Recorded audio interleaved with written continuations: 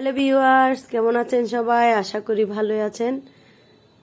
আমি মুন্নির রান্নার জুড়ি চ্যানেলে সবাইকে স্বাগতম। তো বছরের প্রথম দিন, জানুয়ারি মাসের প্রথম দিন আমি রান্না করেছিলাম বিরিয়ানি। তার জন্য আমি পেঁয়াজ ভেজে নিচ্ছি, আর সাথে ছিল ডিম ভাজি। তো আমি ডিমগুলো সিদ্ধ হতে বসিয়ে দিয়েছি, আর নিয়েছিলাম একটা পুরো মুরগি। পেঁয়াজ ভেজে নিয়ে, পেঁয়াজ কুচি ভেজে নিয়ে দিয়ে দিয়েছি রসুন আর আদা পেস্ট। আমি হামানদিস্তায় গুঁড়ো করে নিয়েছি। তারপর দিয়েছি এলাচ, দারচিনি, তেজপাতা। এই পর্যায়ে হালকা ভেজে নিয়ে যখন তেল উঠে আসবে তখন চিকেনগুলো ভেজে নিব। ভাজার সময় আমি দিয়ে দিয়েছি আদা বাটা। আদা বাটা দিয়েও সব কিছু একটু কালার আসা পর্যন্ত ভেজে নেব।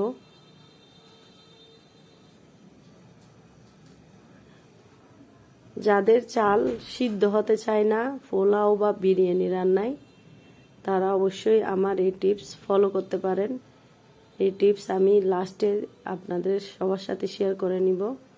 তো সেই টিপস দেখতে অবশ্যই আমার ভিডিওর সাথেই থাকুন। তো হালকা ভেজে নিয়ে চিকেনগুলো, তারপর মশলাগুলো অ্যাড করে দিব। হলুদের গুঁড়া, জিরার গুঁড়া আর মরিচের গুঁড়া, যতটা ঝাল পছন্দ করেন। তারপর দিয়ে দেব বিরিয়ানি মশলা। এটা 1 কেজি রান্নার জন্য বিরিয়ানি মশলা দেওয়া আছে রাঁধুনি। তো আমি আমার পরিমাণ মতো আমি দিয়ে নিয়েছি। আমি চাল নিয়েছিলাম প্রায় আধা কেজির মতো। তো এখানে চিকেনও ছিল প্রায় 1 কেজির মতো, সাথে ছিল আলু। আমি আলুগুলোও ভেজে নিয়েছি গোটা গোটা করে।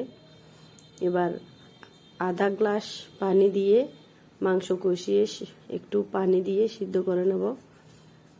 আমার মাংস প্রায় সিদ্ধ হয়ে এসেছে, দেখুন। এই পর্যায়ে দিয়ে দেব চাল। চাল দিয়েও ভালো করে কষিয়ে নেব।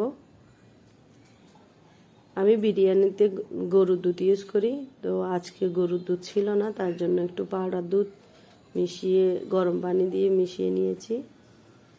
এই পর্যায়ে সব কিছু ভালো করে একদম কষিয়ে নেব। কষাতে কষাতে দিয়ে দেব একটু, যখন চাল লেগে আসবে নিচে দিয়ে, তখন দিয়ে দেব দুধ। দুধ দিলে টেস্টটা অনেক ভালো আসে, সেটা আমি আমার মামি শাশুড়ির থেকে শিখে নিয়েছিলাম।